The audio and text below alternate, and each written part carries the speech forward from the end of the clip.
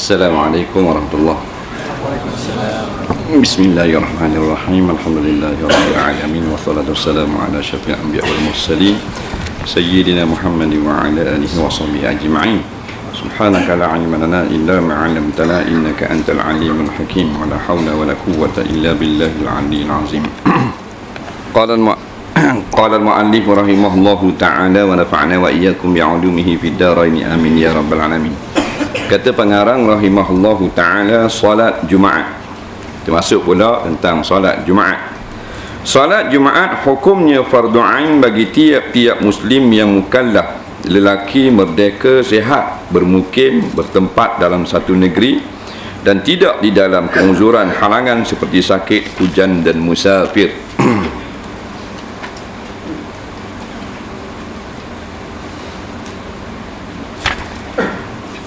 Dia kata solat Jumaat hukumnya fardu ain bagi tiap-tiap muslim yang mukallaf, lelaki atau perempuan tak wajib solat Jumaat, merdeka hamba orang tak wajib, sihat kalau sakit berat tak wajib, bermukim maksudnya bertempat dalam suatu negeri.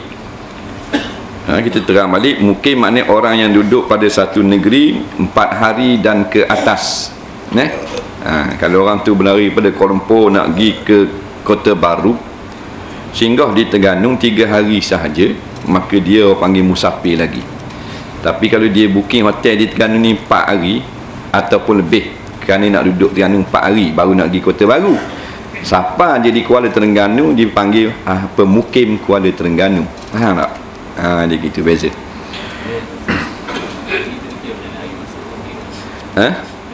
Hari masuk tak kira, hari meletak, hari masuk dan hari keluar tak kira. Maknanya 4 hari itu tak masuk, tak kira hari masuk dan hari keluar.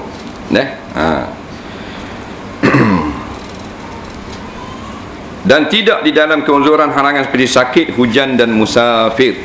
Kalau musafir tak wajib Jumaat. Apatah lagi kalau musafir jalan laut dan jalan udara. Jalan laut dia pergi dengan kapal laut, tak wajib lah kapal tu kena pergi cari darat pulak sembahyang Jumaat, menyusahkan. Dan kapal terbang itu juga, sekalipun keluar daripada rumah lepas subuh hari Jumaat, kerana kapal terbang dia payah, dia tak macam bah atau kereta kita. Kalau kita tolak belum subuh, menurut pendapat muktamad dalam mazhab Syafi'i, hari Jumaat maka terlepas daripada solat Jumaat kalau tak lalu kot masjid. Kalau lepas daripada subuh baru bertolak, mana kena sembahyang Jumaat di tengah jalan. Tapi kalau laluan udara, kita keluar pukul 11 pagi Jumaat, bukan kata pas subuh, pukul 11 pagi nak pergi mana-mana, nak pergi jauh lah, naik kapal terbang, takkan pergi kapal Cina naik kapal terbang, nak pergi jauh lah, dah lagu mana pula kena sembahyang Jumaat ke mana?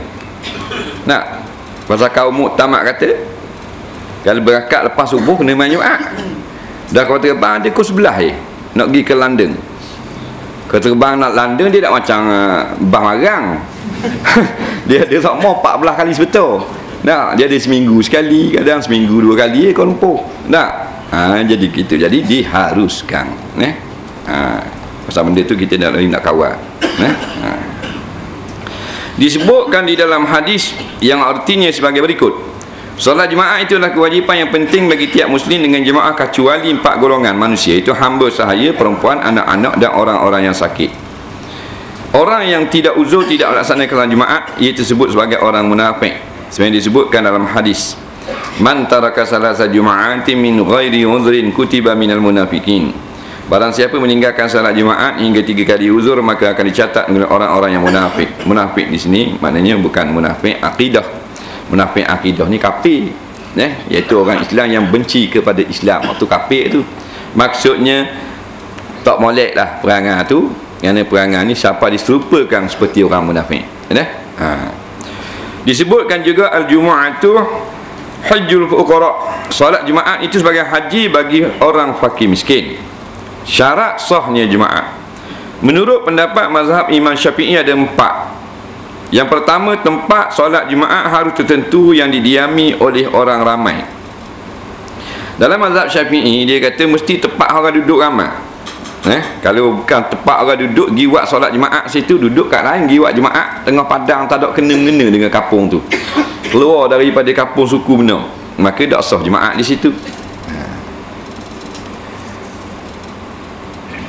WCQ nombor tadi ke 2751, 3 kali dah khabar. Kena alih sikit WCQ 2751, tulis alih sikit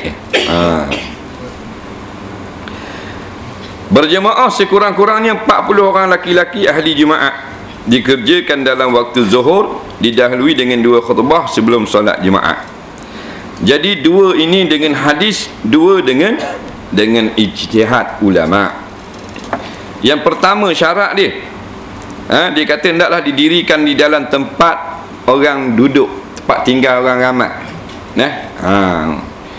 Ini bukan daripada hadis Nabi. Tak ada mana-mana hadis pun Nabi kata syarat sah Jumaat kena buat kat orang ramai. Tak ada. Cuma ulama berijtihad. Oleh kerana tak pernah lagi berlaku, maknanya buat tempat yang tak ada orang, buat kat orang duduk semua, maka dibuat syarat lah nak sah Jumaat, nak didirikan tempat orang ramai, tempat tinggal situ. Jadi bukan daripada hadis. Ini pandangan ulama. Begitu juga dengan 40 orang laki-laki dalam mazhab Syafi'i. Sebab tu benda ni ada khilaf dalam bab bilangan solat Jumaat. Sebab apa ada khilaf? Sebab Nabi tak sebut, Quran tak sebut, khilaf lalu. Kalau Nabi sebut dah, tak ada khilaf. Nabi kata nak sah Jumaat sekurang-kurang 40 orang laki-laki. Kalau Nabi ada sebut gitu, maka tak ada mazhab berlaku. Faham? Ni 40 ada, 30 ada, 20 ada. 12 orang ada, 8 orang ada, 4 orang ada kau. Pasal Nabi tak tetap. Dan ni 40 ambil dana dalam satu hadis. Di antaranya hadis riwayat Imam Baihaqi adalah yang pertama-tama mengerjakan Jumaat pada masa di Madinah tu 40 orang. Jadi kata ulama, dia kata ni bukan Nabi buat syarat 40 orang, kebetulan hari tu 40. Tak kalau 30 rosak. Jadi itulah ke pandangan ulama ni. Tak payah balah lah. Cuma kita beritahu ni pandangan-pandangan ulama. Dua ni dengan ijtihad. 2 yang akhir ni, iaitulah dikerjakan dalam waktu zuhur, ini memang hadis. Nampak? Ini tak ada khilaf. Sebab tu kita buka kitab-kitab fiqh, tak ada khilaf. Jumaat dalam waktu zuhur, tak ada pun ulama kata boleh gak waktu sebelah. Pasal ni jelas. Ni soreh. Begitu juga dengan 2 khutbah. Sebab jelas Nabi dalam hadis-hadis yang banyak tentang Jumaat, Nabi buat dengan 2 khutbah dahulu.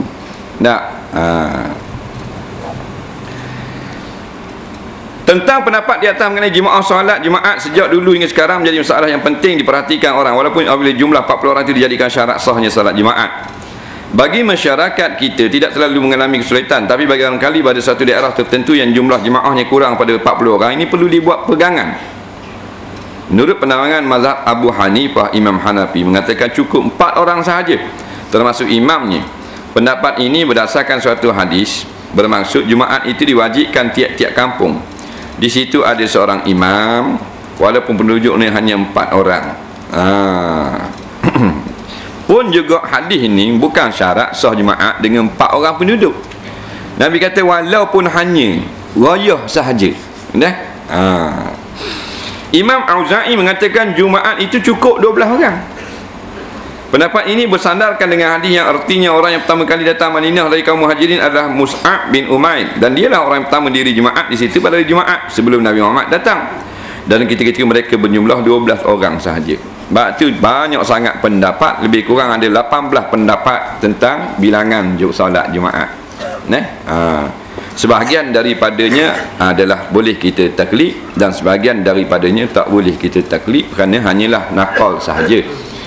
Atau pandangan-pandangan yang tidak ada sanadnya sampai kepada yang memberi pandangan. adalah Nabi SAW melaksanakan salat Jumaat ketika gelincir matahari. Hadis riwayat Bukhari. 2 khutbah dilaksanakan sebelum salat Jumaat. Kedua khutbah itu dipisahkan dengan duduk sebentar, kira-kira selama tamakninah solat atau kira-kira habis membaca subhanallah. Diterangkan dalam hadis daripada Ibnu Umar riwayat Bukhari dan Muslim bahawa Nabi SAW berkhutbah pada hari Jumaat dengan berdiri 2 khutbah dan beliau duduk antara 2 khutbah itu. Solat Jumaat yang dikerjakan 2 rakaat secara berjemaah dan didulukan dengan khutbah adalah wajib kita kerjakan sesuai dengan sunnah Nabi sallallahu alaihi wasallam. Jadi hadis-hadis yang datang kepada kita, hadis-hadis yang sahih lah, menerangkan bahawa Nabi SAW sembahyang Jumaat memang dalam waktu zuhur dan tiada lagi solat zuhur dan didulukan dengan 2 khutbah. Dan hadis-hadis pula tentang khutbah, Nabi baca khutbah berdiri, lepas tu duduk sekejap baru berdiri balik untuk khutbah yang kedua, lepas tu baru qamat sembahyang Jumaat. Jadi hak kita amal ni molek ngadah lah. Hak tu memang sepakat ulama. Cuma bilangan Jumaat kabar dah ni. Hukumnya apa yang difatwakan oleh mufti-mufti mutaakhirin mazhab Syafi'i, harus bagi mana-mana orang yang bermazhab Syafi'i ataupun mazhab lain, bila tak cukup lah 40 orang dia nak solat Jumaat juga, harus dia bertaklid pada pandangan imam yang mengatakan kalau tak sampai 40 pun sah juga Jumaat. Faham? Kerana Jumaat lebih afdal daripada meneruskan solat zuhur. Umpamanya kampung tu ada 20 orang je.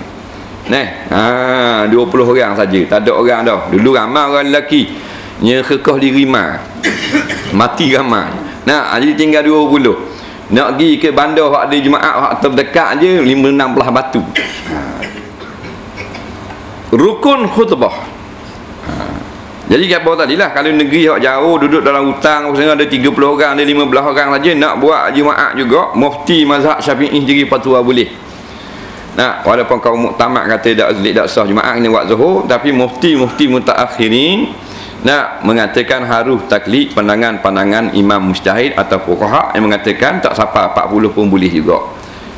Apatah lagi 40 ni bukanlah sarih jelas sebagai syarat yang telah diucapkan oleh Nabi sendiri, tetapi hanyalah pandangan daripada ulama. Rukun khutbah, baca alhamdulillah dalam 2 khutbah, maksudnya memuji Allah. Yang kedua, membaca selawat atas Nabi SAW dalam 2 khutbah. Yang ketiga, berwasiat dengan takwa kepada Allah dalam 2 khutbah. Yang keempat, membaca ayat Quran dalam salah satu khutbah. Yang kelima, memohon keampunan bagi sekalian mukmin pada khutbah yang kedua. Baik, rukun khutbah ni dalam mana-mana hadis pun tak pernah sebut inilah rukun khutbah ataupun rukun khutbah itu 5 perkara. Ulama ambil di mana rukun khutbah ni? Ulama buat kajian daripada hadis-hadis tentang khutbah. Hadis-hadis sahih tentang khutbah Nabi tak tinggal 5 ni. Nabi tak tinggal pun 5 ni, dan ini benda yang asas yang penting dalam khutbah. Maka ulama pun letak nama rukun khutbah. Rukun ni kalau kita tak buat tak sah khutbah. Bila tak sah khutbah kena ulang baliklah khutbah tu. Rukun yang pertama memuji Allah, sama ada dengan fi'il ataupun dengan isim.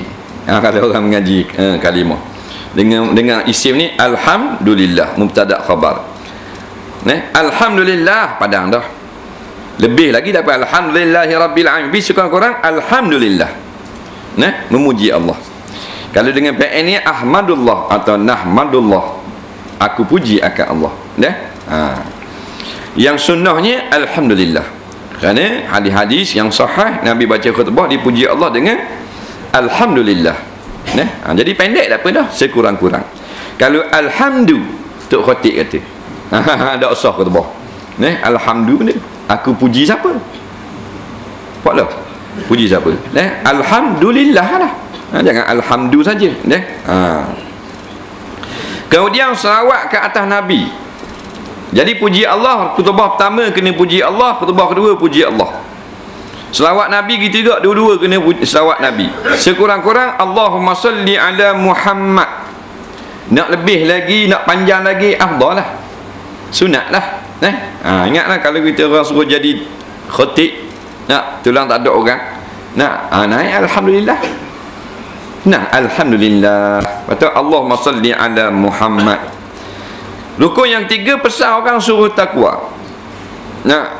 Kan biasa Tok Khatib kata ya ayuhan nas usikum wa iyaya bitaqwallah, atau ya ayyuhallazina amanu taqullah. Nah, suruh orang takut kepada Allah. Yang keempat, membaca ayat Quran dalam salah suatu daripada dua khutbah. Kau pandai lah, baca satu ayat je, tapi ayat yang memberi faham lah. Nampak? Umpama ya ayyuhallazina amanu la tulhikum amwalukum wala auladukum an zikrillah. Padang dah. Nah, ya orang beriman, janganlah kamu dilalaikan oleh harta benda dan anak bini kamu daripada semayang dan mengingati Allah. Padang lah. Nah, janganlah satu ayat yang orang tak faham atau satu kalimahnya. Nah, Tok Khatib naik alif lam mim. Jadi orang tak erti benda. Kemudian memohon keampunan bagi sekalian muslimin pada khutbah yang kedua. Doa untuk sekalian muslimin. Allahumma ighfirlil muslimina wal muslimat. Padang dah. Nah, jadi 5 ni dia panggil rukun khutbah. Jadi kalau kita kebetulan lah jadi bidang terjun, Tok Khatib rebah pesang, dua-dua orang pesang belaka. Nah, jadi tulang kita itu pakai jubah, pakai serban. Nah, jadi orang suruh kita belaka ganti. Nah, orang lain tak gerak, orang lain pakai baju Melayu. Jadi dia pakai serban jubah kena naik. Tak usah takut naik. Alhamdulillah. Allahumma salli ala Muhammad.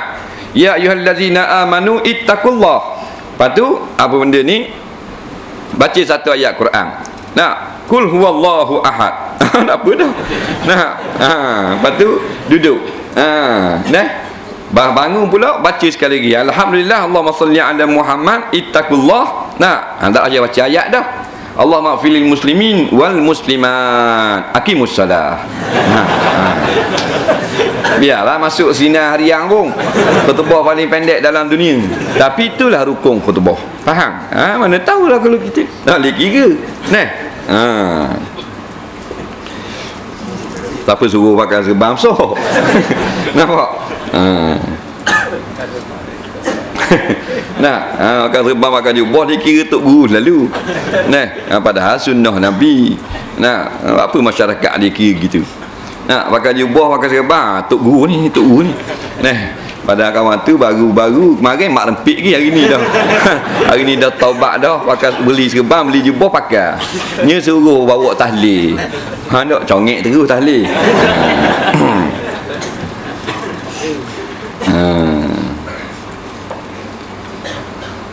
Dulu mula-mula zaman ngaji-ngaji tu pakai serban.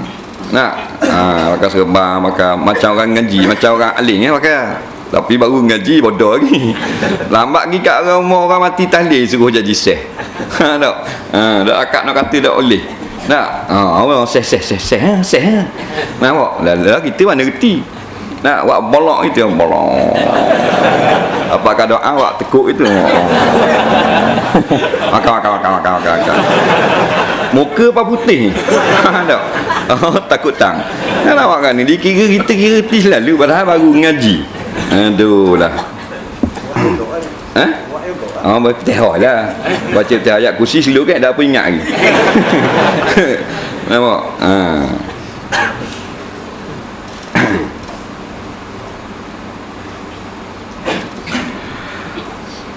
Kemudian hak kita nasihat kepada orang tu sunat. Hak terjemah Melayu, hak Arab tu rukun khutbah.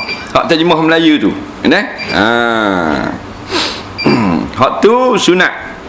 Mengikut isu semasa tu. Biar isu semasa. Kalau keadaan perang dalam perang Palestin dengan Israel, cerita hak perang. Cerita hak bersedekah tolong-menolong, derma, jihad dan sebagainya. Kalau orang dengar duk sibuk dengan orang curi, cerita hak hukum hudud, memotong tangan dan sebagainya, baru betul panggil khutbah Jumaat. Ni kampung tu sibuk dengan curi, khutbah pakai topi keledar. Jadi tak kena sama. Jadi tak kira kita baca mulut, baca surat, sama saja. Biarlah berkenaan dengan perkara yang berlaku, dengan wakil, dengan isu semasa dia panggil. Baru comel khutbah. Ni orang tidur habis. Tok Imam nombor 2 nerak terus. Dah cerita topi keledar, nampak? Pakai, jangan tak pakai. Tak ada kena-mengena. Lain kalau tengah sibuk mana budak-budak dak pakai topi 3-4 orang dah pecah balik. Khutbah topi keledar. Molek juga.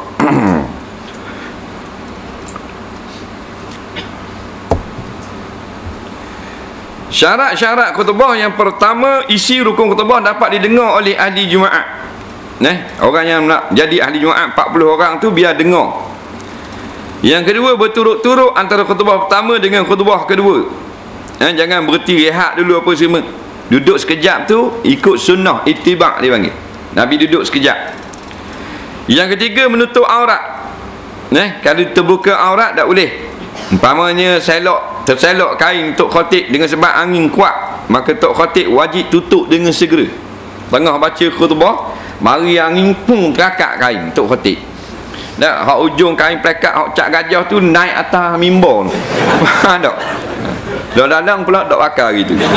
Wajib kena tutup segera. Dia sama macam semayang. Kalau lok duk baca lagi batal. Tutup segera, maaf pada syarak. Yang keempat, suci dari hadas dan najis, baik badan, pakaian maupun tempatnya. Dia sama macam sembahyang. Kena suci. Baca khutbah dia sama macam sebuah jemaah, sama macam sembahyang lah. Sembahyang wajib suci hadas, dia kena suci hadas juga. Kalau bang tak apa, bang tak ada wudu, makruh sahaja kata setengah ulama. Tak ada wudu bang. Pasal apa? Pasal lepas bang baru nak pergi ambil wudu, nak qamat pula, jadi galak. Qamat hadas besar sah juga. Qamat hadas besar ni ulama-ulama buat masalah. Tapi asyadul karahah, sangat-sangat makruh. Kerana lepas qamat nak balik mandi wajib pula. Takkan nak sembahyang dalam junub. Tok bila? Dah qamat dalam junub. Masa duduk dengar tu tak teringat dia tu tak mandi wajib lagi. Lepas tu Tok Imam pun siapa? Tok Imam kata qamat. Dia pun bangun. Allahu akbar. Tengah-tengah qamat. Tak mandi junub lagi aku. Jawabnya teruskan qamat, balik mandi dia. Jadi orang semayang lah. Lepas dia qamat dah, jangan tunggu dia mandi junub pula. Semayang. Dang lah. Sebab tu ulama kata asyadul karahah. Tapi kalau khutbah jemaah tak boleh. Hadas besar, hadas kecil kena suci belaka. Tok Bila pun beradahnya.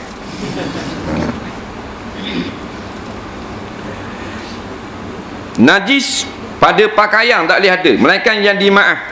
Sedikit darah dirinya dimaaf pada syarak. Kalau pakai mikrofon hak letak dada ni, jangan ada atas wayar tu najis. Ni fatwa ulama. Zaman dulu tak ada mikrofon ni. Ni ulama moden dia fatwa. Atas amplifier maaf. Yang tak maafnya bila kita gerak benda tu gerak juga. Jadi wayar mikrofon Tok Imam rokok dia rokok. Tok Imam sujud dia gerak wayar tu naik, dia gerak. Jadi benda yang gerak dengan gerak kita tidak boleh ada najis. Atas amplifier dulu duk baloh. Baloh tubik fatwa dimaaf pada syarak. Melainkan Tok Imam tu Tok Khatib tu galah amplifier masih baca khutbah. Tu lain lah. Pasal dia tak belakang dia. Wayar hak belakang kata setengah tak kira. Pasal dia gerak hak tu tak kira dah. Sama dengan masalah sujud atas ekor serbang. Ekor serbang ni, orang pakai serbang ada ekor lah. Jadi bila kita naik turun, dia naik turun, dia gerak. Jadi bila kita sujud, ekor jatuh dulu, kita pun sujud atas ekor. Tak sah, berlapik dahi. Tapi kalau berlapik separuh je dahi ni kena lah bumi. Sah lah. Mana kabah tak sah ni, ekor serbang tutup semua gini. Faham tak? Lepas tu ada ulama pula kata dengan syarat dia gerak tu, ekor tu gerak atas. Tapi kalau dia gerak naik turun, ekor tak gerak sebab ekor tu panjang. Panjang sangat, jatuh atas latar dulu, pusing sampai kat dekat bukit depu, mari semula atas ke depan ni. Tak kira ekor dia dah. Faham tak? Tu dia kena nadir, tak masuk buk tu.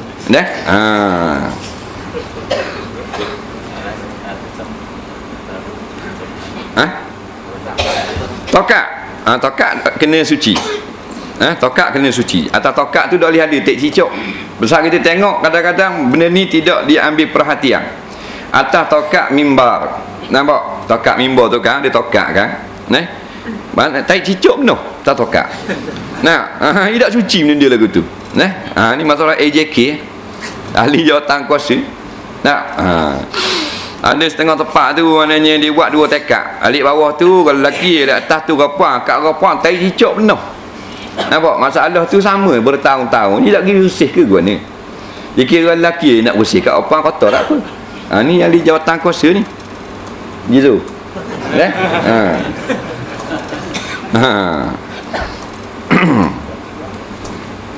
Jadi kena tengok atas bila nak hari Jumaat, tok siok ke tok bila ke perhati tak tokak-tokak. Basuh tak apa bulan kali biar nampak comel sikit nak. Ini pakai kerok tokak-tokak. Comel tokak tu pula beras bang. Sunat Jumaat mandi dan membersihkan tubuh, wallahu a'lam. Kita berhenti kat tu. Ada soalan Dia kata, please Ustaz, this question is very urgent. Ada tanda situ. Pasal dia buat kertas hijau, kita baca dia dulu. Pagi tadi saya ke pasar borong, saya beli 4 kilo ikan. Selepas beli ikan, saya letak ikan itu di atas tong ikan di sebelah tempat saya beli ikan itu. Kerana saya hendak ke tempat lain pula setelah saya pusing-pusing tempat lain, saya pun ke tempat ikan saya tadi.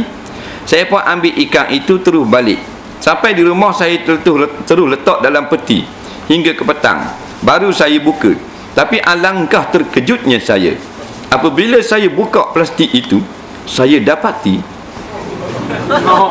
awak suspend dalam plastik itu sotong. Ada sotong. Ingat ke bom ni? Ada sotong je. Ingat ada C4 ke apa ke? Bom tangan tak? Grenade. Ada sotong lah. Tadi dia ikan ada sotong. Yang besar-besar juga, dalam 4 kilo juga. Mari dua ni. Dan saya ingat saya Ustaz, masa saya ambil tadi hanya satu saja plastik yang ada kat situ. Salah bola. Saya ingat pagi esok saya nak pergi semula ke pasar borong untuk serahkan semula sotong itu, tapi kalau tak ada orang yang datang cari atau tak ada orang yang mengaku, apa saya nak buat dengan sotong itu? Saya takut nak makan sebab bukan hak saya. Bagus kan? Dia pergi beli ikan 4 kilo, letak kat tong dulu. Biasalah kalau barang berat, biasalah orang ni buh sini ni, buh celah ni, lepas tu girang dulu. Mari gak pakai ambil buat balik. Dia tak berasa pula 4 kilo jadi 8 kilo. Tengok-tengok kadang ada sutong orang pula dah berkilo-kilo dalam tu. Jadi gua ni kom. Jawabnya esok pagi semula lah. Kalau benda tu dekat. Pergi semula dan pesan kepada orang di situ. Siapa yang ada maknanya beli sutong tinggal, beritahulah dia tinggal situ nombor telefon. Lepas tu tunggulah. Tak ada orang pula buat balik sutong tu, boleh makan. Boleh makan. Walaupun Nabi kata kalau kita jumpa kena iklan setahun dulu baru boleh. Tapi sutong kalau setahun tak jadi sutong. Faham tak? Jadi spoket. Kalau setahun. Jadi boleh makan dengan syarat kita tandalah jumlahnya. Dah makan dah pasal tu orang tak ada. Jadi benda yang rosak boleh makan selalu dan taklah ditanda jumlah dan qadarnya. Bila datang tuannya takdir kata mari pula, maka kena gatilah. Kena gatilah qadar mana yang kita telah makan tadi. Faham tak? Sebab nak jaga nak selamatkan makanan daripada rosak. Nampak? Boleh. Tapi kena tanda jangan puak gitu. Mana tahu kadang-kadang tak. Kita pergi pasar pula mana minggu depan atau bulan depan, orang pun khabar ni tah nombor telefon, lepas tu tinggal hak suang sutong hari tu. Kita telefon lah pok dara kita. Ada nak jadi gitu pok dara kita, biar lama bukan orang lain nak dara kira gati lah. Faham tak? Bahasa bergaluhnya pok dara. Bolehkah orang perserangan ini menyambut Maulidur Rasul secara sendirian atau bersama keluarganya? Bagaimana cara yang afdal kita sambut Maulidur Rasul? Bagaimana cara sekurang-kurangnya menyambut Maulidur Rasul? tiga soalan. Satu je kita jawab. Maulidur Rasul ni maknanya hari keputeraan Nabi Muhammad SAW. Tidak ada sebarang hadis pun yang suruh kita sambut Maulidur Rasul. Tak ada hadis pun. Sebab tu tidak ada ibadat-ibadat yang dianjurkan oleh Rasulullah yang kita lakukan afdal pada hari-hari Maulidur Rasul seperti soalan tersebut. Cuma ulama berkata, apabila kita tu buat ingatan seperti ini, tanda kita kasih kepada Rasulullah, hukumnya adalah harus tak salah, dengan syarat jangan buat perkara yang bertentangan dengan syarak. Seperti setengah-setengah tempat, macam di Maghribi Maulidur Rasul setengah tu minum arak. Tempat kita berarak, jatah tina berarak Maulidur Rasul, tu baru tak boleh. Jadi tidak ada pun sebarang amalan yang tertentu yang afdal daripada yang lain. Orang tanya kepada Dr. Ahmad Syarbasi dalam kitab Yas'alunaka Fiddin, dijawab semua amalan kebajikan kita buat pada hari Maulidur Rasul dengan niat untuk mendamping diri kepada Allah, tanda kita kasih pada Rasul, seperti sembahyang, membaca Quran, berselawat dan seumpamanya, dapat pahala belaka di sisi Allah. Masalah berkenaan mak rempit patah kaki, kakinya dibalut dengan simen, bagaimana cara wuduknya? Kalau kaki kiri kita, kaki kanan kena simen, tak boleh sampai air, maka kita pun nak ambil wuduk. Ambillah wuduk dulu, faghsilu wujuhakum, basuh muka dulu macam biasa. Kemudian basuh tangan kanan, basuh tangan kiri sampai ke siku. Nampak? Ilal ka'bain sampai ilal marafiq sampai ke siku. Kemudian famsahu biru'usikum, Tuhan kata sapu kepala. Kemudian dalam hadis pula kata sapu telinga dengan air.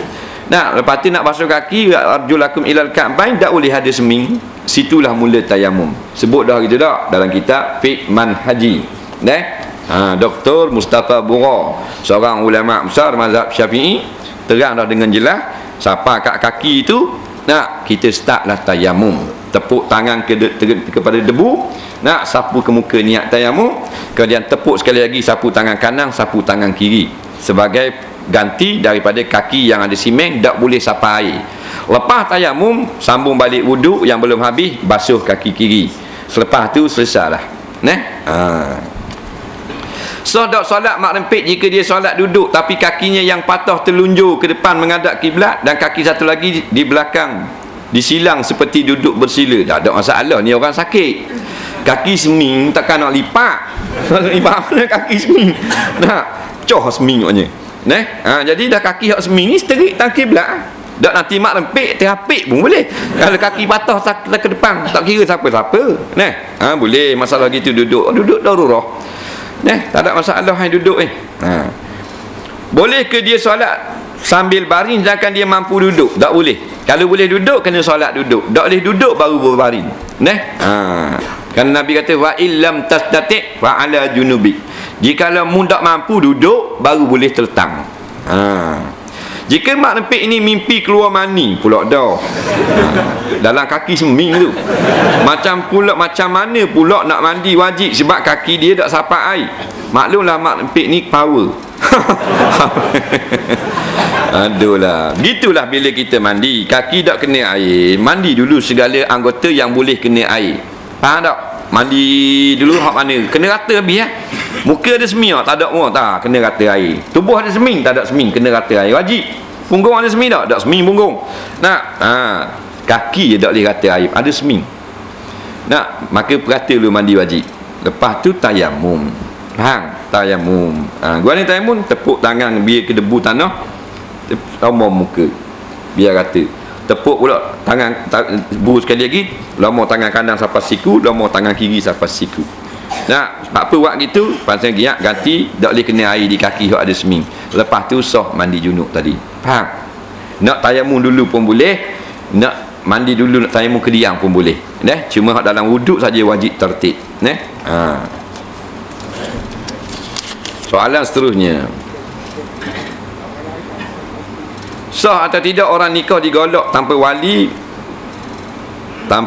bapak, tanpa pengetahuan bapak, kerana apabila balik ke Malaysia dan dibuat report ke pejabat agama untuk pendaftaran, cuma dikenakan denda dan tidak disuruh nikah semula. Baik, kalau maknanya pengantin itu tidak duduk dengan bapak, maka sahlah berwalikan wali hakim. Nah, yang tak sahnya pengantin tu duduk dengan ayah, duduk dengan wali lah. Kemudian hak lelaki ni awak lari daripada wali pergi nikah di golok tu.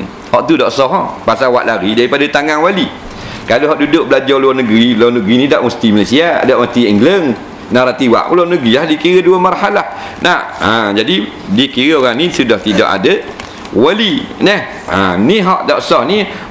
Anak puang tu duduk di rumah. Tapi tahu dah ayah memang tak wi pasal hak lelaki tu tak apa molek, ni pakak lari tak kena, wak lari daripada wali, hak tu tak sah. Hak tu kena nikah semula. Apa kau pakai luar pendek bila berdiri nampak lutut tapi masih duduk? Berdiri tak nampak lutut, duduk nampak lutut. Jawabnya masih berdiri tu tak haram, masih duduk tu haram. Kerana haram-haram ni menampakkan aurat. Jadi kalau mau berdiri nampak aurat, berdiri tak nampak aurat, tak haram lah. Duduk nampak aurat, haram pun duduk. Tak nanti luar pendek saja, benda lain gitu kok. Macam orang yang orang dia pakai baju leher dia besar. Umpamanya dia pergi tunduk nampak aurat dalam, orang nampak belakang. Dia pergi berdiri orang tak nampak. Maka masa tunduk tu haram. Jadi kalau seluar 3 suku tu kalau berdiri molek lebih pada lutut. Tapi masalah naik mutu lah. Kan dia luar 3 suku, tuang molek dak 3 suku seluar. Luar 3 suku tu sebenarnya telah pun diharuskan oleh Islam. Dak haram tu, haram luar pendek ni. Macam ke Cina tiruk ni tu. Tu haram luar 3 suku. Ada orang dia ekstrim sangat. Tentang dia ngaji lah kitab lah sampai luar 3 suku dia kata haram kok. Yang haram ni masih naik motor tu dia lock sampai selok. Situlah haram. Jadi kalau luar 3 suku buat jalan macam biasa tu tak ada masalah. Jadi kalau jenis hak pakai luar 3 suku ni nak naik motor moleknya jangan beri nampak lah lutut tu. Ataupun pakai sarung di dalam. Kagak di dalam.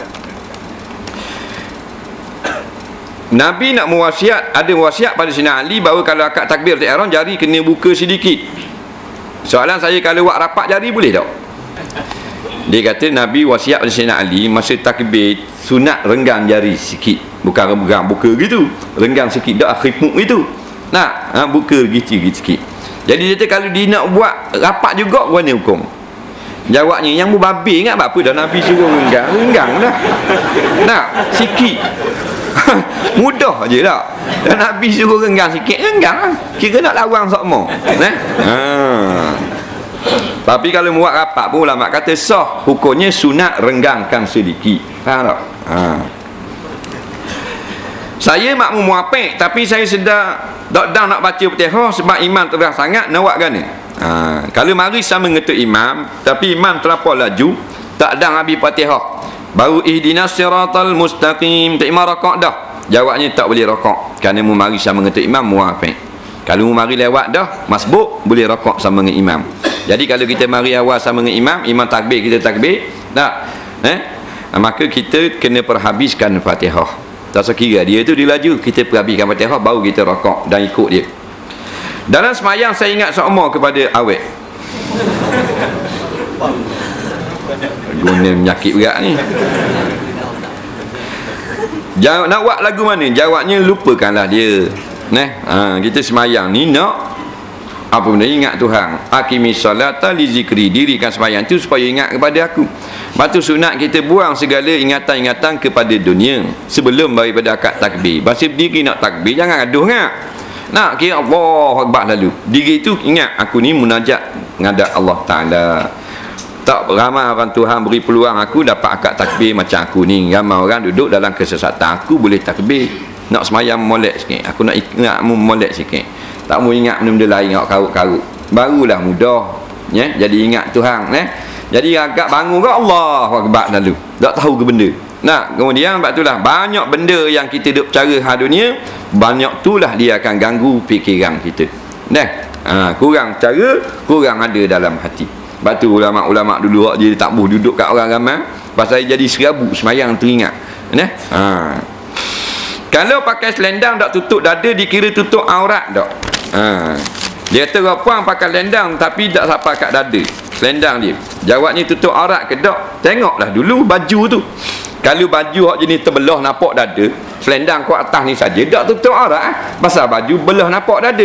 Tapi kalau baju dia tak nampak dada, kacing sini dah, dia pun selendang lilik saja, selendang bawah ke benda panggil khisi. Selendang khisi. Nampak? Jadi pakai belik saja, tak nampak dah lah dada ni pasal baju itu, maka hukum tutup aurat dah lah. Cuma baju hak bahagian ni, bahagian kopek. Jangan ketat. Kalau ketat, tak kira tutup aurat lagi. Pasal selendang mu kecek. Macam selendang 3 segi, tapi bekas kat bawah dada ni. Faham tak? Puan. Jadi baju dia ketat, nampak bekas betul di bawah dada dia, maka hukumnya tak selesai lagi masalah. Wajib kena tutup dengan jilbab besar. Tapi kalau baju jenis tak nampak betul tubuh dah, baju gelebih, baju jubah apa semua, tak, maka taklah wajib tutup sampai gini. Nampak?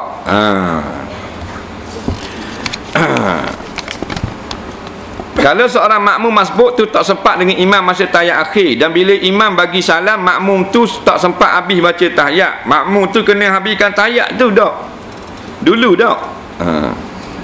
Kelepas imam bagi salam, makmum tu bangun terus tanpa habiskan tahiyat. Baik, tu imam tahiyat akhir, makmum masbuk ada nak ganti rakaat. Jadi kalau tu imam salam dah, makmum ni kena habis tahiyat baru berdiri ganti rakaat. Jawabnya kena tengok dulu tahiyat rakaat berapa makmum tu duduk. Kalau tu imam tu semayang isya rakaat yang keempat tahiyat akhir, makmum ni tahiyat awal dah rakaat kedua, maka kena habis dulu tahiyat awal tu, pasal mu duduk tepat tahiyat awal. Nah, yang kalau mu duduk pada bukan tepat tahiyat, seperti mu mari tu imam tahiyat akhir dah, kita pun mari Allahu Akbar, telah lewat sikit ali bagi basikal dengan JKK. Nak mari. Kamera please. Nampak asal orang nak kenal sangat dia. Biarlah. Ingat ke tak ada tadi? Kita mari tu imam tahiyat akhir, kita pun Allahu Akbar, nak ingat tu, terus duduk. Terus duduklah ikut imam. Jadi kita baca tahiyat kat situ sepatutnya. Taklah. Nah, kita tak ada rakaat lagi. Maka tu imam habis salam, kita tak habis tahiyat pun setengah ulama kata boleh naik dah, tambah. Atau kita duduk pada bukan tempat tahiyat awal, seperti kita duduk pada rakaat ke pertama atau rakaat ketiga solat isyak contoh. Tapi tu imam tahiyat akhir, kita solat rakaat ketiga, tu imam tahiyat akhir, tu imam tahiyat, kita baca tahiyat kerana ikut imam, tapi tepat kita bukan tahiyat kerana rakaat ketiga solat isyak tak ada tahiyat. Tu imam salam, boleh bangun selalu. Setengah ulama kata sunat ialah habis tahiyat. Berlaku khilaf situ.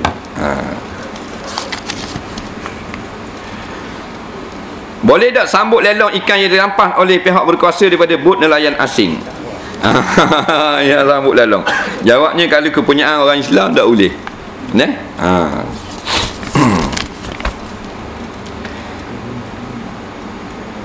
Saya sudah beristeri baru seorang. Sebelum kahwin, saya cuma fikir untuk kahwin seorang saja. Tapi lepas kahwin, saya rasa lain macam pula ni. Mana pula? Kadang-kadang rasa dia kata bila tengok perempuan lain. Sebelum ini isteri saya pernah bagi warning untuk suruh saya cerai dia sekiranya saya mahu kahwin lain. Saya tiada niat langsung berbuat demikian, tapi masih lagi mahu kahwin lain. Tolong beri nasihat bagi tujuan murni saya ini. Tujuan murni lalu nak kahwin lain. Jadi tengok tujuan apa nak kahwin lain. Bini mu pun kalau mundak terlayang, nafkah pun tak tahu hara habis. Bini mu pun mudak ajar fardu ain, mu nak kahwin lain, nak buat berjadah benda. Lalu tak tunai lagi nafkah batin, kena ajar agama lu. Beri agama, bukan WBT saja. Beri agama. Tak pandai nak ajar agama, bawa pergi tempat orang belajar agama. Lepas tu ada kemampuan nak kahwin, kahwin. Takutnya tak ada kemampuan. Fa in khiftum alla ta'dilu fa wahidah, wa in khiftum alla ta'dilu fa wahidah. Kalau mu berasa jadi dak berjuru, jadi dak adil, jadi zalim, maka seorang sudah, Tuhan kata.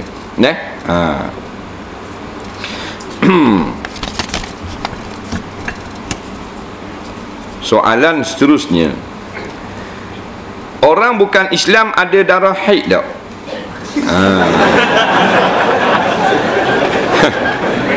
Jawabnya kuda ada haid.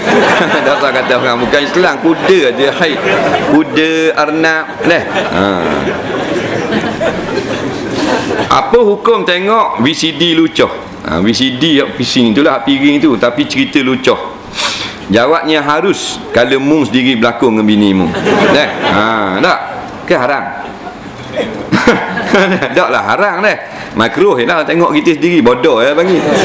Tapi kalau hak orang mukunya haram lah, mana boleh tengok nawak benda. Tak? Apa benda tu juang tengok.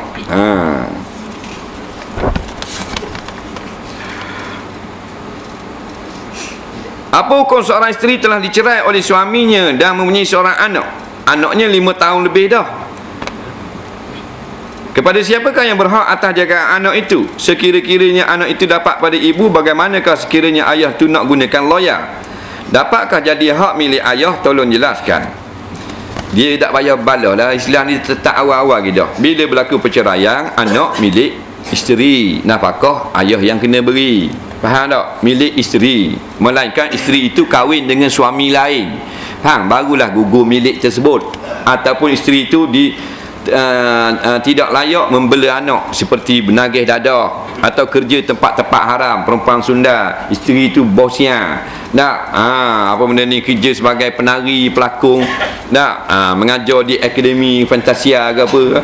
Tu maknanya takut anak dia tu jadi rosak macam dia bila besar, kerajaan tak dia beri kepada dia. Biar ayah tu bela. Mak kerja sebagai penyanyi, penari, pelakon drama, tak boleh lah. Boleh ke suami lah, pasal kerja-kerja lah tu kerja yang haram. Maka tak layak bela anak. Jadi kalau tak ada kes-kes yang macam tu, mak dulu. Mak dulu boleh. Sampai 7 tahun barulah dipanggil oleh qadi. Dua, suami mari, isteri mari, anak pun mari juga.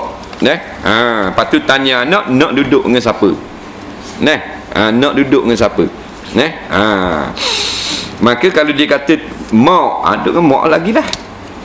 Nafkah tetap ayah kena tanggung. Tu tak ada mak tanggung nafkah. Kalau dia kata nak mak ayah, duduk dengan ayah pula setelah 7 tahun. Daripada lahir sampai 7 tahun dengan mak lah dulu, kalau tak ada kes apa-apa. Setelah 7 tahun baru panggil di pejabat. Qadi tu kena, qadi yang tanya, jangan ayah tanya. Jangan tak ayah. Ayah memang cerdik dulu. Cak tunjuk sekelak apa semua tak boleh. Jadi qadi tanya. Kalau mak dengan ayah bersama tarah kefasikannya. Orang lain tak kibla. Tok belah mak.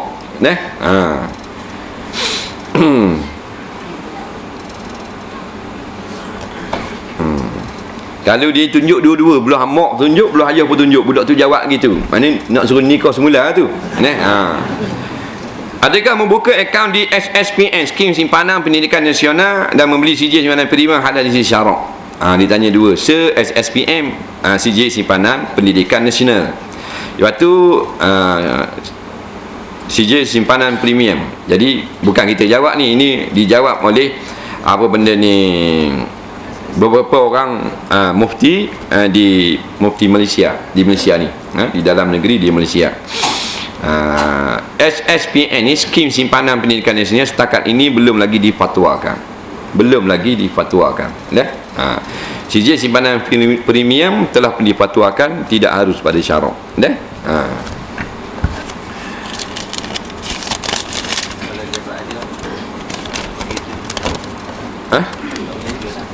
Tak boleh. Hadiah tu diambil daripada keuntungan apa ni, simpanan, deposit. Deposit dia besar 1 bilion, bunga katakan 100 juta. 100 juta tu diambil untuk beli hadiah-hadiah. Saya ada beberapa soalan. Setakat manakah harusnya orang laki-laki terhadap orang perempuan yang diharamkan kahwin? Setakat manakah aurat? Baik, menurut pandangan yang masyhur dalam mazhab Syafi'i, sekalian tubuh orang laki-laki lah. Yang kedua, seorang isteri engkar perintah suami supaya membasuh pakaian atau kerja dapur dengan alasan itu bukan tanggungjawab yang wajib pada syarak. Apakah ia dianggap derhaka kepada suami? Isteri tak mau masak, tak mau basuh, Dia kata bukan wajib pada syarak. Tak, memang asalnya bukanlah tugas orang perempuan memasak, membasuh untuk suami. Bukan kerja dia. Tetapi apabila disuruh oleh suami, maka wajiblah ia taat. Kerana Nabi kata segala perintah suami yang tak bercanggah dengan syarak wajib taat. Jadi bila dia tak taat, suruh basuh baju, dia tak mau basuh, derhakalah namanya. Asal bukan kerja dia. Tetapi apabila suami menyuruh isteri berbuat kerja-kerja yang asal bukan kerja dia, seperti membasuh, menyapu rumah dan sebagainya, asal bukan kerja, tapi bila suami suruh, jadi wajib kena buat, tak buat berdosa. Wajib pula suami itu membayar gaji. Cuma yang berlaku sekarang, suami tak bayar gaji, bini basuh, nyapu rumah, masak, tak bayar. Cikgu bayar? Tak bayar sayang. Tak bayar, ramanya tak bayar. Faham tak? Asal bukan kerja dia. Kerja dia layan kita saja. Suruh pecek kepala. Suruh pecek hidung. Faham tak? Tu kerja dia, layan kita. Bukan kerja dia maknanya suruh pergi nyapu sapoh, suruh tehuk sapoh. Tapi bila dah kita suruh, kita suami, jadi wajib dia buat, maka wajib pula kita upah dia. Ulama kata hak upah ni orang lelaki dah ambil, tak beramal, tak upah pun ke bini bulan-bulan. Haji wi tak? Dak, tu kata. Nampak macam warak. Dah banyaknya kita salah dengan orang. Sebab tu kita kata bodoh orang ni berilah, kalau dia minta 500 beri 1000. Kena ajar gitu sama orang. Ingat tu Haji. Kalau minta 1000 beri 2. Dia kata bang beli gak gelang 3 mah, 6 mah beli. Dah dia ganda sama. Pasal kita tak ayah gaji dia dah.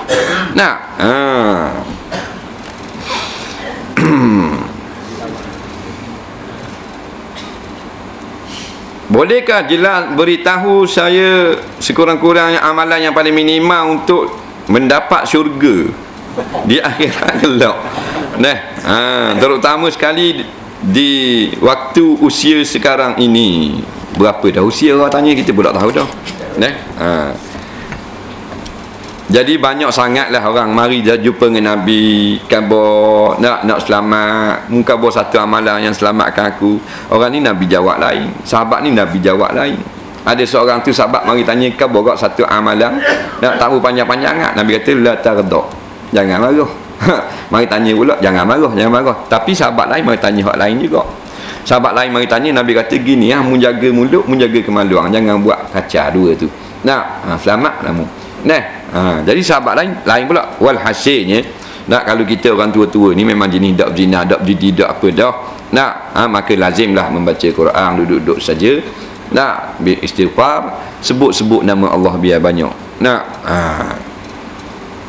Saya baru mati suami, siang dia.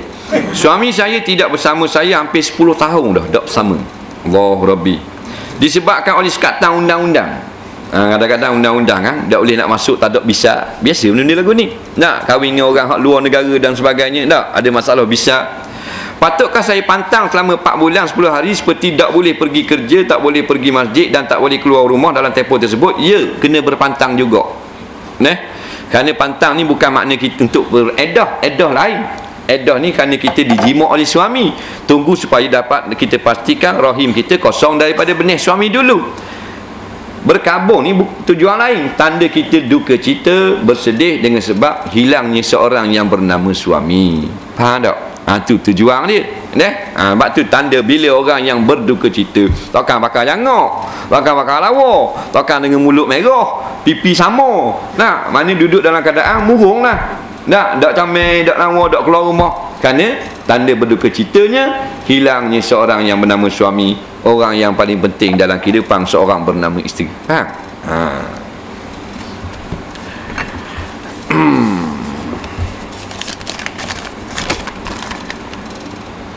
Ketika sembahyang, saya sedang sembahyang di surau, kain telekung yang jenisnya licin tercabut sekalian sekali akibat ditiup kipas angin. Dia pakai telekung licin. Rapuang ni kuat sangat kipas nombor 5, cabut terus telekung. Telekung ni naik jenis licin. Ketika itu rambut saya benda ni berjelibung. Berjelibung. Betul berjelibung. berjelibun. Betul lah, berjelibun. Jelibun ni asal bahasa Kuala Lumpur ni. Macam hantu raya dia kata. Boleh tahan orang puan ni. Boleh tahan. Geng nakal juga ni. Ini JKK dah tak boleh.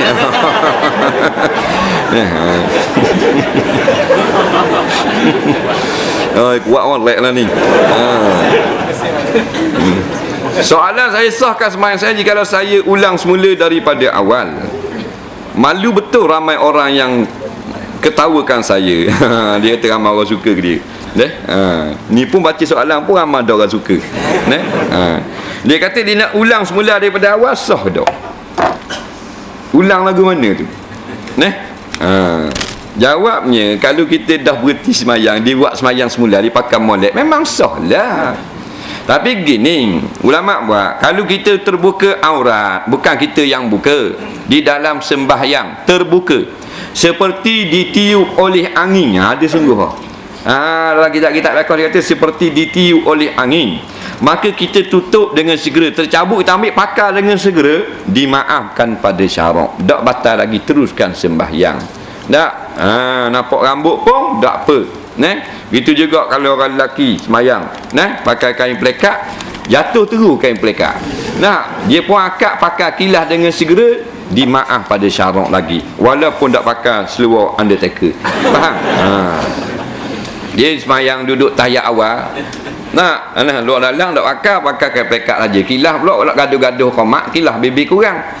Maka jenis bangun awal pada orang makmum. Nampak? Tahiyat awal, orang sebelah kanan duduk ke atas kain dia, orang sebelah kiri pun tekan atas kain dia. Dia ni jenis bangun gaduh sikit, dia bangun, dia saja kiam, kain tak kiam. Kain tahiyat lagi. Jadi dia pun ambil segera kain kilas, dimaaf pada syarak. Haji Zul. Haji Mak, Haji Zul ni. Haji Mak dah agak lah. Sihat lagi, Haji Mak? Kurang tak apa, rehat-rehat. Waktu kita tak kacau. Apakah hukumnya kalau kita teringat pada perempuan yang bukan mahram kita? Contoh macam orang yang kita suka, bila dia tak suka kita, biar dia tak suka kita pun. Siang ke dia. Dia suka ke orang perempuan, orang perempuan tu tak suka ke dia, tapi hukum kalau dia teringat ke orang perempuan tu, teringat tak salah. Jangan kita duduk kerja mengingati perempuan hingga membawa kepada syahwat, itu dilarang pada syarak. Apa orang puan tak pakai stokeng kaki? Bukan ke kaki juga aurat? Tudung pakai dah, tapi kaki terbuka. Harap jawab. Memang jawab gini-gini. Mudah je. Memanglah kena pakai stokeng ataupun lain-lain lah. Kalau malam tu lain, kita pakai kain, tak pakai stokeng sarung kaki, pasal gelap malam. Tak, mari surah. Tapi kalau siang kok, nampak kaki, nampak buku lali, bagi dia tak ada apa. Bagi orang lelaki kok, lu tengok tumit orang puang, gua ni Haji, tumit orang puang.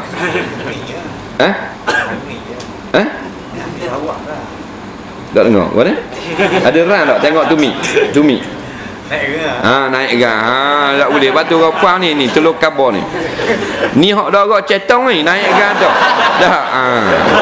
Jadi tolong tutup lah. Jadi orang puang tolong tutup. Tak, kita nak suruh dengar. Jangan pasal orang puang tak ada hal lagi dia kembang katung tak hal. Kita ni jadi mangsa ni. Tu hak dah agak sekali dah haji tu. Ingat lagi maknanya dah kalau awak-awak muda macam kita ni dah.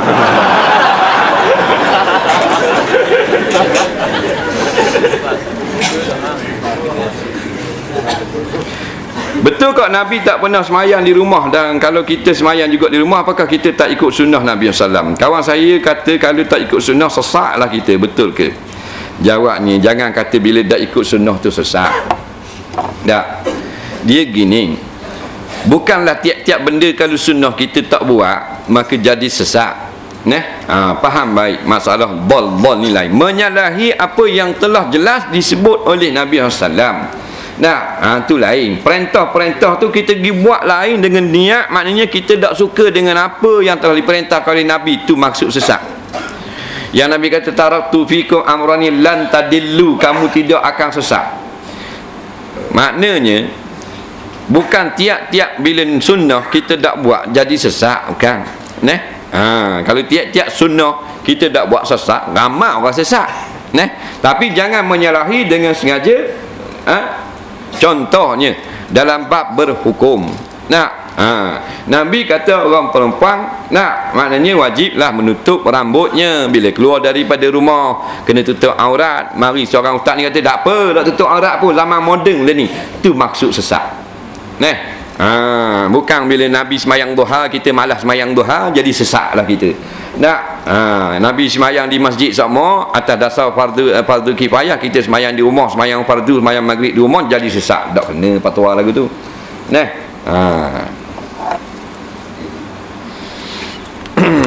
Soalan seterusnya,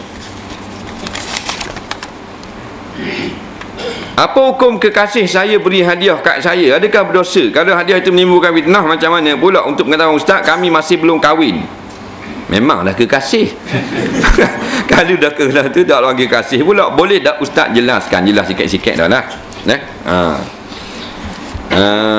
Dia kata orang puang dia kasih, beri hadiah ke dia. Tengok jenis hadiah tu lah. Kadang-kadang membawa kepada fitnah, maka diharamkan, tidak diharuskan, tidak digalakkan dalam Islam. Walaupun hadiah itu memang disuruh, dianjurkan dalam Islam. Tapi kalau berhadiah-hadiah tu dengan bersebab membawa kepada berkasih sayang pula larat, maka tidak digalakkan dalam Islam. Sama macam masalah memberi salam kat atas perempuan muda. Kita tengok perempuan muda awet seorang duk rokok, assalamualaikum, beri salam. Maka ulama kata sawi salam lah. Kalau muda lagu tu nak bawa fitnah. Gitu juga dengan hadiah. Bukan Nabi larang tu sebab beri hadiah tu. Hadiah ni baik, tapi larat daripada tu.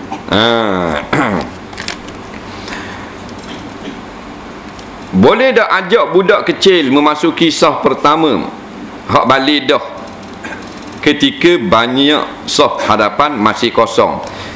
Boleh tak? Budak cek balik dah. Budak cek habis balik dah. Ni orang dewasa dia kira. Dia tak kira budak cek. Dia istilah budak cek ni mana tak balik lagi. Tak balik, budak-budak dia panggil. Budak-budak tak balik lagi, boleh tak masuk dalam saf? Kalau balik dah, saf dia macam orang dewasa dah. Dia tak panggil budak cek, dia panggil orang tua kecek. Dia tua dah pasal balik tapi kecek. Hukumnya memang duduk dalam saf orang dewasa dah.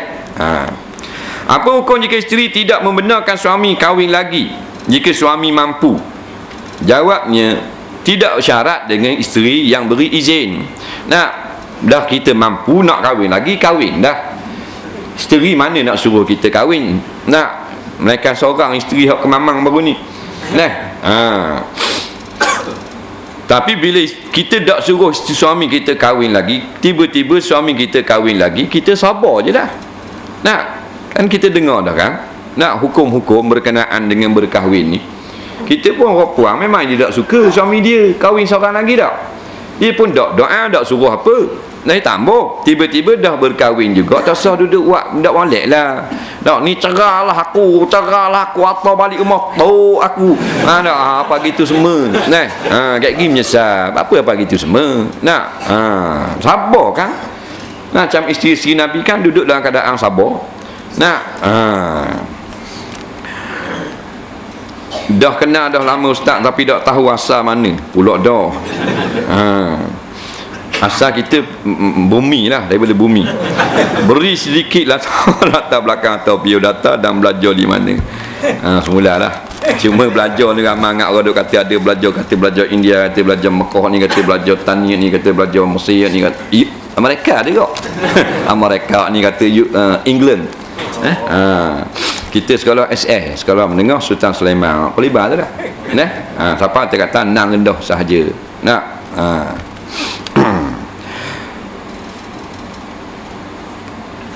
Betul tak cakap kalau kita cakap benda yang tak berfaedah masa orang azan, bila nak mati lidah kita akan jadi clue, payah nak mengucap, minta penjelasan. Apa yang datang pada hadis-hadis sahih tak menceritakan seperti itu. Cuma adab yang buruk, kita suka bersembang ketika azan. Jadi tinggalkanlah adab yang buruk. Boleh berkata-kata yang penting-penting walaupun orang tengah azan, tapi jangan dibiasakan sembang masa orang azan. Mereka azan tu dengar tak dengar kerana sayupnya. Biasa lepas saya buang air kecil, saya akan pecek kepala adik saya. Buat apa pula?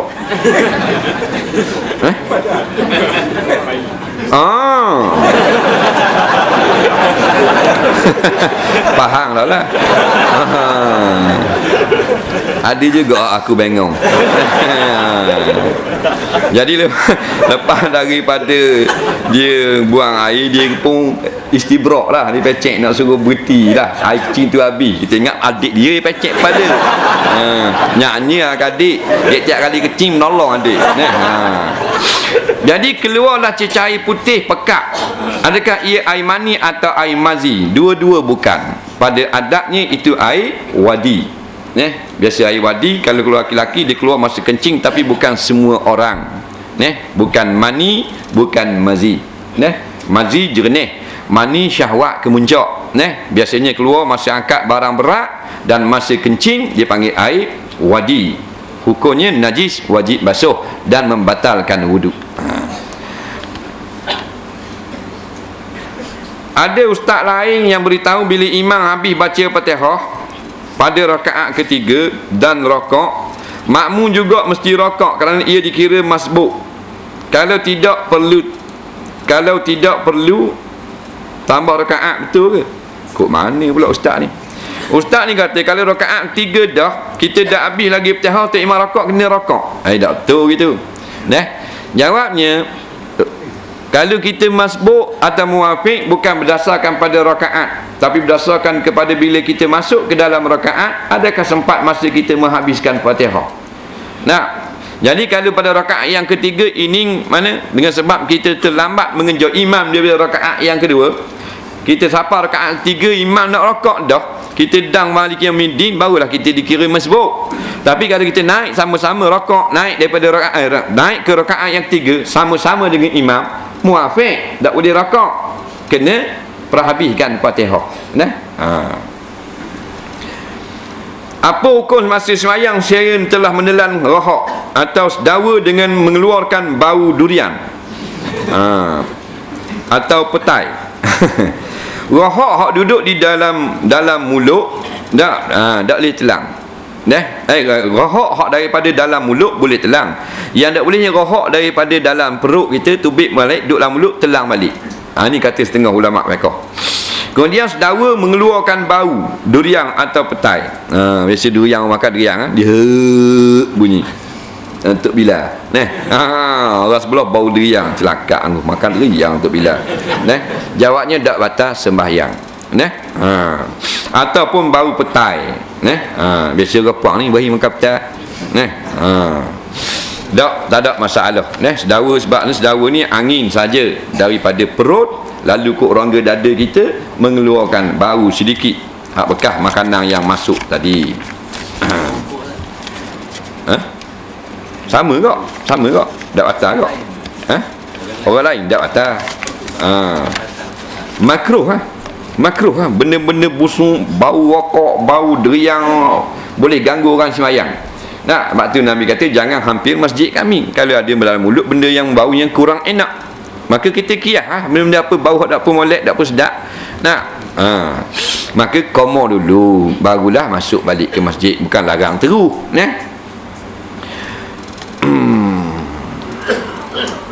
Lembu betina boleh tak buat korban akikah? Jawabnya boleh. Penyewa yang telah lama menyewa rumah sebuah kampung boleh tak kira tak dibilang boleh ke tak dibilang untuk sembahyang Jumaat? Tak kira lama tak sewa ke apa ke, dia bila dia menetap di kampung itu walaupun dengan sewa dan nak mati sini dah, tak boleh dah pindah mana-mana sedap duduk Terengganu ni dah, dia panggil mustauting boleh buat bilang Jumaat. Tapi kalau rumah sendiri, Terengganu beli rumah sendiri, tapi akhirnya kat gigi pecing nak balik Johor pula, Terengganu rumah sendiri lah ni nak balik dini pula, dia panggil muking Gaji bulanan, pendapatan bulanan atau hasil jualan seperti getah, kelapa sawit, adakah dikenakan zakat tiap-tiap bulan atau tiap-tiap kali jualan? Harap jelaskan. Baik. Kalau gaji bulanan ni dalam mazhab Syafi'i tak kenalah. Tak kena zakat, mereka dalam mazhab Maliki. Tapi kita khabar sama adalah kalau kita bayar gaji zakat pendapatan, tak perlu lagi bayar income tax, maka lebih baik bayar zakat pendapatan. Walaupun asal bukan daripada mazhab Syafi'i, kerana zakat beri pada orang Islam. income tax untuk orang kafir guna juga duit kita, dah.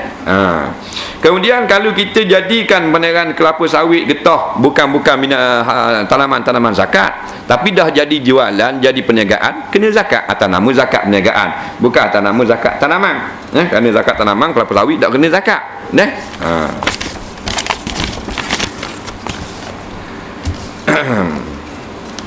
InsyaAllah 5 minit lagi, 10 minit lagi. Ini pula. Ayah saya lama dah meninggal. Kini saya tinggal bersama dengan mak saya dan 3 orang kakak dan 3 orang abang. Kakak dan abang saya semua berjaya di dunia, kecuali saya. Saya ada mempunyai ijazah kejuruteraan awam. Biasalah ni. Dan telah mendapat peluang kerja, tapi saya tolak kerana ingin belajar lagi ilmu agama, nak belajar agama tu. Masalah saya, ustaz, ibu saya selalu mempelekehkan saya. Di dalam rumah saya sering dianggap tiada oleh ibu saya dan adik-beradik. Orang anggap dia tak ada dah, pasal dia mengaji agama sangat. Inilah akhir zaman. Saya kecil hati, tapi saya sayang mereka. Mereka mengkecilkan saya semata-mata kerana saya belajar ilmu agama. Itulah dunia akhir zaman ni tak. Siapa anak belajar agama, orang patut tupang waksik kunyi ni dak. Jadi pelekeh pula dah. Padahal dia mati ikut jalan agama. Mak dia mati bola kotak kau ni. Kotak-kotak tu hak agama tu. Nak baca, nak semayang, nak apa, nak kapan tu hak agama. Dah kalau tambah nak kecilkan agama, pesanglah ke anak-anak. Kalau mak mati kat gigi, jangan buat pesek agama pasal mak tak kenal ngaji agama ni. Jadi kalau mak mati gigi, jangan kapang, jangan mandi, jangan semayang. Nak buat macam ikan kering. Ubuh kat buang musim nak pusing. Dia gitu. Patut jawab gitu ke mak ayah. Hak jenis mak ayah tak berahi ke agama ni. Dah kalau tak berahi agama, apa ikut jalan agama? Dah sakit pergi Mekah hak dia, bodoh-bodoh pergi Mekah. Dah Mekah tu apa dia? Bukan hak agama. Ke hak kerja Malaysia ke? Tak sagi yang Mekah. Saya tertekan. Apakah patut saya lakukan? Adakah saya patut derhaka ibu bapa saya? Saya datang ke kuliah pun bersembunyi-sembunyi. Saya tertekan sungguh. Jawabnya tak boleh derhaka. Mak ayah, adik-beradik mu tak faham agama lagi. Jadi mu dakwah lah ibu bapa mu. Walaupun mereka masa sekarang ni tak boleh nak terima, tapi ingatlah satu masa mereka akan terima. Sebab semua orang akhirnya balik kepada agama, sama ada selepas mati atau sebelum mati. Tapi minta-minta mak dia ni, adik-beradik, dan balik ke agama sebelum mati. Lepas mati semua orang nak agama. Buddha, Majusi, Hadari, Kristian, semua orang nak agama belaka. Tapi tak terima dah, mati dah. Baru ini tak silap saya, ustaz, ada khabar orang puang yang kematian isteri. Kok mana pun